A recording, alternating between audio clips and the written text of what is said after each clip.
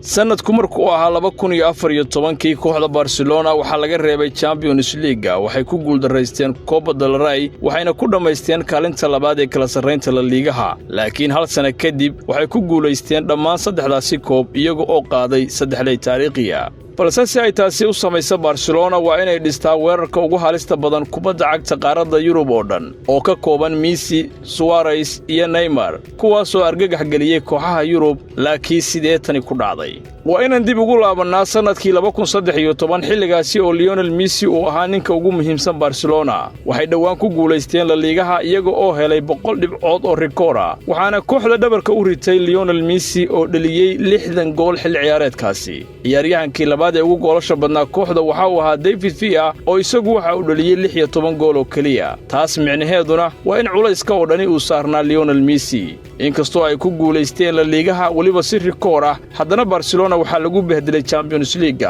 iyaga oo 7-0 isku celceliska labada kulanba ay Bayern Munich kaga reebtay tartanka sidoo kale waxay lumiyeen Copa del Rey taas ayaana ku khasabtay Barcelona inay garwaaqsato inaysan ku sii jiri karin ku tiirsanaanta hal ciyaaryahan iyagoo go'aansaday inay isbedel degdeg sameeyaan nasiib wanaag waqtigaasi waxaa jiray garab da'yara oo caana oo reer Brazil kaasi oo si weyn u soo jiitay dunida kubadda cagta daadiisu markaa waxay ahayd 22 sano wuxuuna xilli horeba kooxda Santos u ciyaaray 230 kulan isagoo ka qayb qaatay 203 gool waxa uu ahaa xidig cusub oo reer Brazil iyo ciyaaryahan ku haboon Barcelona 3 Juun 2013 Neymar waxa uu ku biiray Barcelona isagoo kooxdu sheegtay inay kula soo wareegtay qiimo dhan 57 milyan oo euro taasoo ka dhigtay Barcelona inay heshay qaybtii labaad ee qorshaha weerarkooda xilli ciyaareedkii xigay ee Barcelona waxa uu ahaa mid kala guura David Villa oo ahaa ninkii labaad ee sanadkii hore ugu goolasha badnaa waxa uu wareegay kooxda ay xifaaltamaan ee Atletico Madrid taas micnaheeduna waa in Neymar ay qasab ku tahay inuu shaqeeyo Thiago Alcantara ayaa u wareegay Bayern Munich halka ciyaartoyda sida Buyel iyo Shafina ay sii duqoobayeen taasina waa sababta keentay isbedel ka saameeyay bandhigii kooxda ee sanadkii 2014 tartanka Champions League waxay gaareen heerka 8-damaadka halkaas oo ay kula ciyaareen Atletico Madrid ciyaartii lugtii hore 1-1 ayay ku dhamaatay oo Neymar ayaa gool dhaliyay laakiin lugta labaad ayaa Barcelona lagu reebay 1-0 taasina waxay keentay inay tartanka macsalaameeyaan Copa del Rey-gana kulankii ugu dambeeyay oo ahaa mid taariikhi ah oo dhex maray Barcelona iyo Real Madrid El Clasico final Real Madrid ayaa ku adkaatay 2-1 taasina waxay ahayd niyad jab kale dhamaadkii xilli ciyaareedkana La Ligaha waxaa la gaaray heerkiisii ugu xiisaha badnaa kulankii ugu dambeeyayna waxa uu ahaa mid ka go'aaminaya cidda koobka qaadaysa Atletico Madrid oo 3 dhibcood ka horeysa Barcelona ayaa booqanaysay Camp Nou ciyaarta ugu dambaysa haddii ay Barcelona guuleysatana koobka ay qaadaysay hayeeshee haddii ay guul dareysato ama barbara gasho waa ay weynaysay Atletico Madrid ayaa ku guuleysatay inay barbara kala timaado garoonka Camp Nou waxayna Barcelona koobka ugu dambeeyay ku weyday taageerayaasheeda horteeda xilli ciyaareedkii ugu horeeyay ee Messi iyo Neymarna wuxuu noqday mid fashila Neymar xilli ciyaareedkiisii ugu horeeyay ee gudaha Spain waxa uu ku dhameystay 15 gool 41 kulan Messi isaguna waxa uu dhaliyay 41 gool taasoo ka dhigan inuu hoos uga dhacay waxqabadkiisii sanadkii hore labadoodu waxay la kulmeen dhaawacyo kala duwan qaybtii labaad ee xilli ciyaareedka iyo sidoo kale Neymar World Cup-kii balse waxaan cidina qiyaasan karin in hal qaniinyo ay ka xigto guusha weyn kaas oo hal xilli ciyaareed gudahood wax walba bedeli doona kowdii Luulyo 2014 Barcelona waxay magacowday macalinkeeda cusub Luis Enrique kaasi oo noqon doona maamulaha cusub wuxuuna bilaabay isagu inuu sameeyo isbedelo muhiim ah oo kooxda dhexdeeda waxa uu la soo siixday 2 gool haye Claudio Bravo iyo Ter Stegen Fabregas iyo Alexis Sanchez labadaba waxaa laga iibiyay kooxaha ka dhisan horyaalka Premier League si lacag loo helo taasina waxaa loo isticmaalay in lagu soo iibsado xidiga kale sida Ivan Rakitic iyo sidoo kale in la keeno xidiga weyn ee Luis Suarez saxiixa Luis Suarez waxa uu ahaa mid xiiso leh waxa uu ahaa weeraryahanka ugu fiican dunida waqtigaasi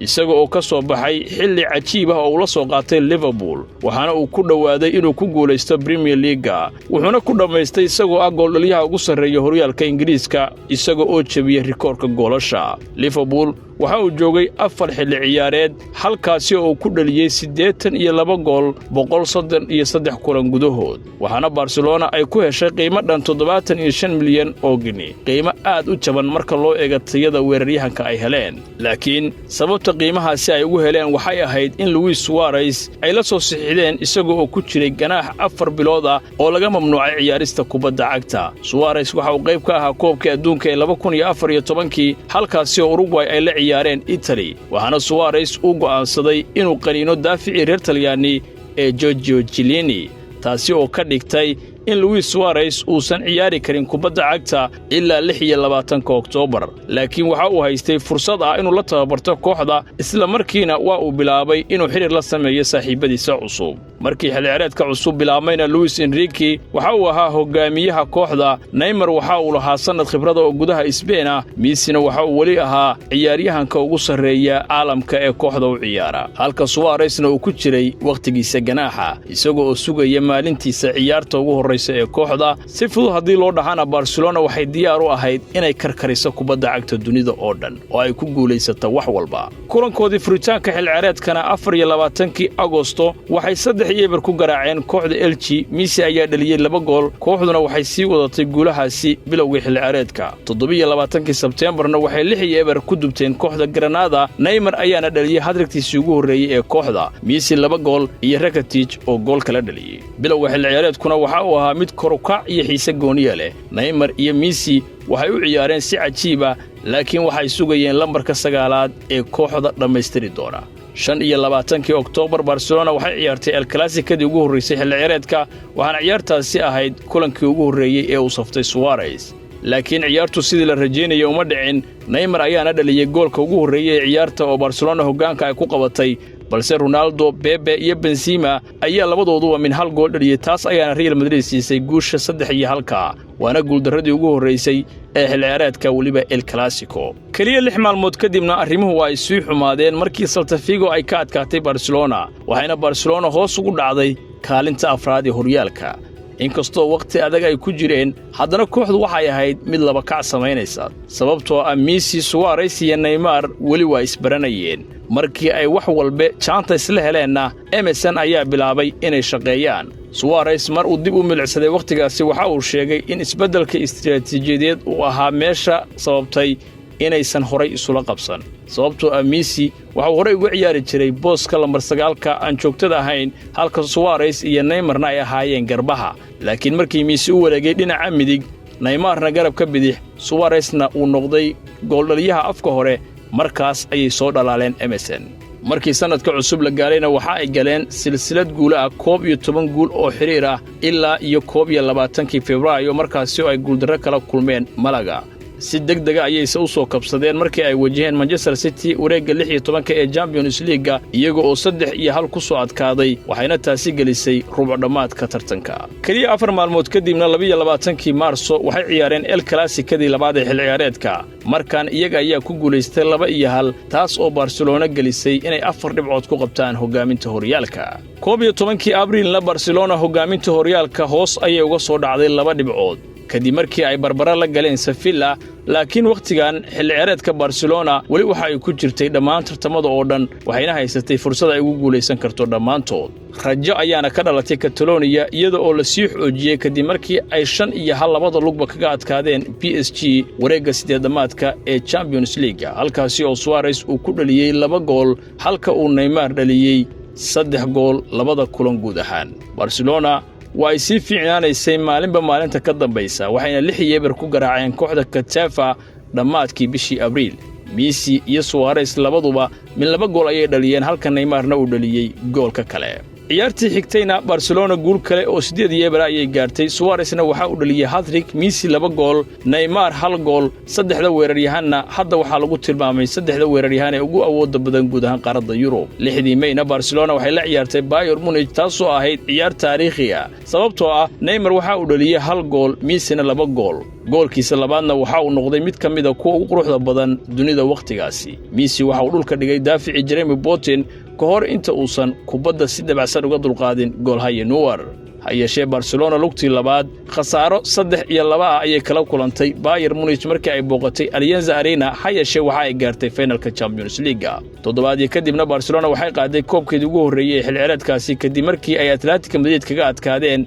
1-0 taasoo siisay horyaalka La Liga laba toddobaad kadibna waxay Barcelona ciyaartay finalka Copa del Rey halkaas oo ay ku guuleysteen 3-1 Messi ayaa dhaliyay gool cajiib ah isagoo oo kubadda ka soo qaatay bartamaha garoonka daafacyada oo dhanna soo maray si fududna dhinaca geeska uga dhaliyay goolkaasi haddaba iyadoo oo hal kulan oo kaliya uu ka harsan yahay xilli ciyaareedka Barcelona waxay u hamuun qabtay inay noqoto mid weligeed la xasuusto sidaasna waa ay sameeyeen iyagoo 3-1 ku garaacay Juventus finalka Champions League goolasha waxaa dhaliyay Rakitic Suarez iyo Neymar taas ayaana ka dhigtay inay qaadaan koobkoodii saddexaad ee xilli ciyaareedka isla markaana dhameystiraan 3 taariikhi ah Barcelona waxay noqotay kooxdii ugu horeysay ee Yurub ee laba jeer ku guuleysatay 3 inta badan amaantana waxaa la siiyay 3 weeraryahan ee cajiibka ah Messi Suarez iyo Neymar ama MSN Suarez waxa uu dhaliyay 25 gool 43 kulan Neymar waxa uu dhaliyay 39 gool 51 kulan Messi waxa uu dhaliyay 58 gool 57 kulan wadarta guudna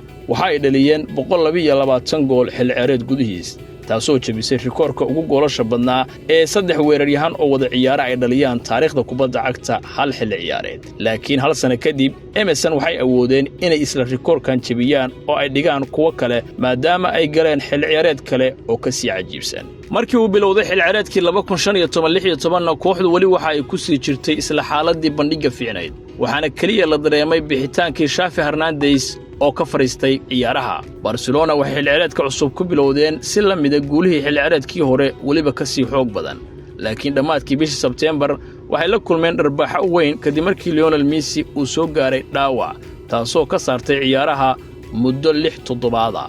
haddii ay tani dhici lahayd xilli ciyaareedkii 2013 Barcelona waxay ahaan lahayd koox aan lahayn weeraryahan hogaamiya laakiin hadda Neymar iyo Suarez waxay ahaayeen kuwa si buuxda ugu qalma inay shaqadaasi qabtaan 22 November Barcelona waxay ciyaartay classicadii ugu horeysay xilli ciyaareedka ay la ciyaartay Real Madrid iyaga oo ku garaacay 4-0 Suarez ayaa dhaliyay 2 gool halka Neymar iyo Iniesta ay dhaliyeen 2 gool ee kale markii xilli ciyaareedku uu sii socdayna Suarez waa uu sii kobcayay goolashana waa uu dhalinayay midba midka ka dambeeya waxaana uu muujiyay inuu yahay weeraryahanka ugu fiican dunida kubadda cagta waqtigaasi Messi waxa uu ku guuleystay Ballon d'Or-kii 2015 taasoo ahayd abaalmarintiisii shanaad ee xirfadiisa waxaana Barcelona ay sii wadeen guulihii iyagoo markaasi ku jiray rikoor aan laga badin muddo dheer waxaana 3 Maarso guushii ay ka gaareen Rayo Vallecano ee 5 ahayd ay ka dhigtay rikoor cusub oo Spain ah oo ah 35 kulan oo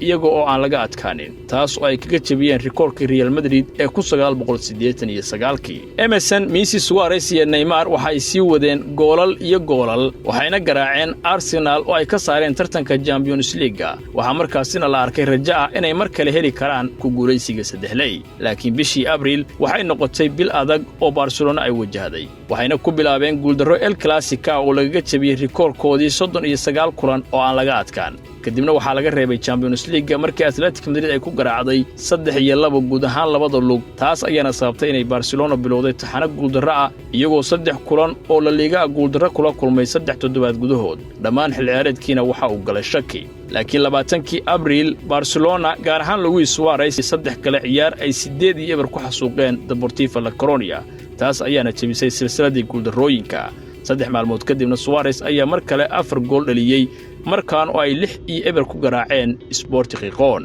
bandhigii kooxduna waa uu sii socday ilaa dhamaadkii xilli ciyaareedka 14 May ciyaartii ugu dambeysay xilli ciyaareedka Barcelona waxay ahayd kuwa doonaya inay ku guuleystaan horyaalka waxaana ciyaartaasi ay ku guuleysteen muuqaalkeeda qabsaday Luis Suarez oo dhaliyay 3 isagoo oo qaaday La Liga markii labaad oo xiriir ah 8 maalmood kadibna Barcelona waxay ciyaartay finalkii Copa del Rey iyaga oo ku garaacay 2-2 Sevilla oo waqti dheeraad la isla gaaray taas ayaana ka dhigtay inay 2 koob qaadaan xilli ciyaareedkan si la yaab leh Emerson waxay u noqdeen kuwa sii wanaagsan oo ka wanaagsan sidii hore iyaga oo dhaliyay wadartooda 130 gool iyo 77 gool caawin 128 kulan gudahood Suarez waxa uu ahaa xidiga iftiimiyay xilli ciyaareedkaasi isagoo oo dhaliyay 59 gool waxaana uu caawiye ka noqday 26 kale waxa uu ku guuleystay kabta dahabiga ee Yurub laakiin inkastoo ay ahayd xilli ciyaareed cajiiba Barcelona waxay ku jirtay isbeddel awood leh oo ka dhacay Spain maadaama kooxda Real Madrid ay u muuqdeen kuwa doonaya inay la dagaalamaan xukunka Barcelona iyadoo tababarahooda cusub Zinedine Zidane uu ku guuleystay Champions League xilli ciyaareedkiisii ugu horreeyay sida darteedna Emerson waxay mar kale u baahnaayeen inay soo saaraan sixirkooda iyo mucjisooyinkooda si ay uga hortagaan kooxda cusub ee ku soo biirtay awoodda Spain markii la gaaray xilciyaareedkii 2016-17 Dani Alves ayaa ka tagay kooxda kadib 9 sano oo uu kooxda u ciyaarayay halka Neymar uu saxiixay heshiis 5 sano oo cusub kaasi oo u ogolaanayay inuu kooxda sii joogo ilaa sanadka 2021 laakiin markii xilciyaareedku uu sii socday Neymar waxa uu bilaabay inuu ka fikiro mustaqbalkiisa Barcelona hadda Barcelona si cajiib ayay ku bilaabatay iyagoo horyaalka La Ligaha ku furtay guul ay 6-2 kaga adkaadeen kooxda Real Betis halkaasi oo Suarez uu dhaliyay 3 Messi uu dhaliyay 2 gool xilciyaareedka Champions League-na si xoog leh ayay ku bilowdeen gaar ahaan guushii weynayd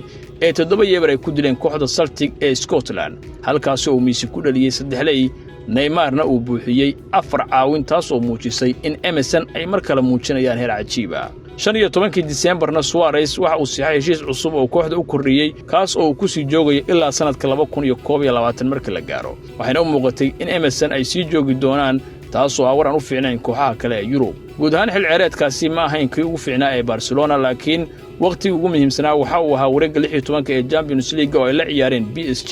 waxay Barcelona la kulantay kulankii Paris ka dhacay 4-0 guuldarra oo niyad jaba taasoo u muuqatay inay guud ahaanba tartanka macsalaameeyeen laakiin markii kulankii labaad ee Camp Nou waxa dhacday wax mucjiso ah Suarez ayaa dhaliyay gool uu ku soo celiyay ciyaarta ka hor inta uusan daqiiqadii 4aad gool iska dhalin Kurzawa rajaduna waxay u muuqatay inay soo laabatay qaybtii labaad Lionel Messi ayaa dhammaystiray gool kulaad ama rigore 10 daqiiqo kadibna Cavani ayaa dhaliyay gool muhiim ah oo kooxda martida ay heshay taasoo la micno ahayd in Barcelona looga baahan yahay 3 gool oo kale hawshan waxay u muuqatay mid aan macquul ahayn laakiin daqiiqadii 88 Neymar ayaa dhaliyay laadka xorta ah daqiiqadii 91 isla Neymar ayaa dhaliyay rigore ka hor inta uusan dhammaadkii ciyaarta kubad u soo qaaday Neymar uusan goolka ku hubsan Sergio Roberto taas oo Barcelona u soo saartay wareegga kaasixiga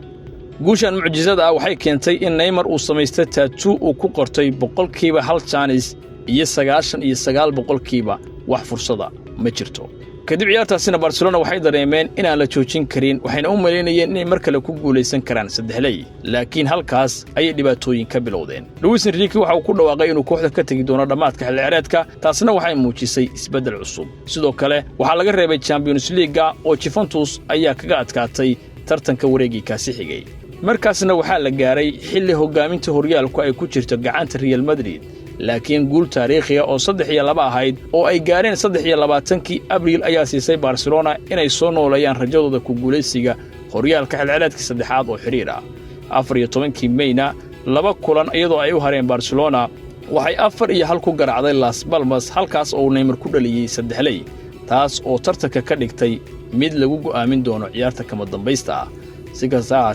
horyaalku isagoo wali ku jira gacanta Real Madrid inkastoo ay Barcelona bisay ciyaartii ugu dambeysay ma aysan awoodin inay horyaalka qaadaan maadaama ay Real Madrid markaasi jabisay awoodda Barcelona iyaga oo qaaday La Liga iyo Champions League xil ciyaareedkaasi oo ay ku wada guuleysteen ciyaartii ugu dambeysay ee Barcelona xil ciyaareedkana waxay ahayd 27 May markaas oo ay 3-1 ku garaaceen kooxda Deportivo Alaves ciyaartii kama dambaysta ahayd ee Copa del Rey iyaga ayaa ku guuleystay koobkaasi waana markoodii saddexaad oo xiriir ah kaasina waxa uu ahaa waxa kaliya ee sanadkaasi ay haysteen waxay ka soo dhaceen 3 sanadkii xigay waxa ay qaadeen 2 koob haddana waxa ay timid 1 koob taasina waa calaamad muujinaysa in xilligii dahabiga ahaa uu sii dhamaanayo Emerson hadda waxa ay yeesheen xil ciyaareed kale oo aad u wanaagsan dhanka goolasha iyaga oo wada dhaliyay 111 gool Messi waxa uu dhaliyay ku dhawaad kala bar goolasha 54 gool Suarez waxa uu dhaliyay 37 Neymarna waxa uu dhaliyay 20 gool isagoo oo sanadkan si gaar ah diiradda u saaray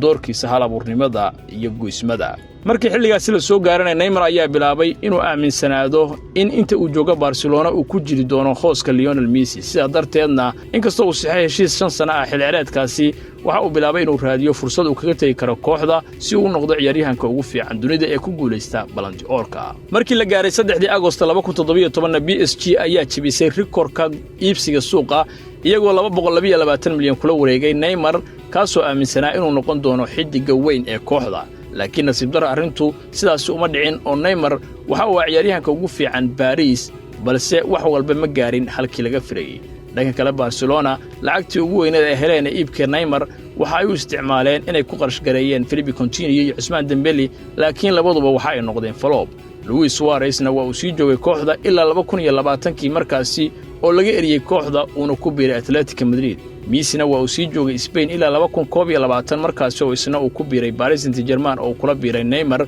laakiin nasiib darro labadooduba ma aysan awoodin inay soo celiyaan waqtigoodii wanaagsanaa ee Barcelona Neymar waxa uu ugu dambeyn imaaday horyaalka Sacuudiga ilaa uu ku laabtay Santos Suarez iyo Messi-na waxa ay ku midoobeen horyaalka Mareykanka kooxda Inter Miami laakiin hadda dhammaantood waa ciyaartoy da'a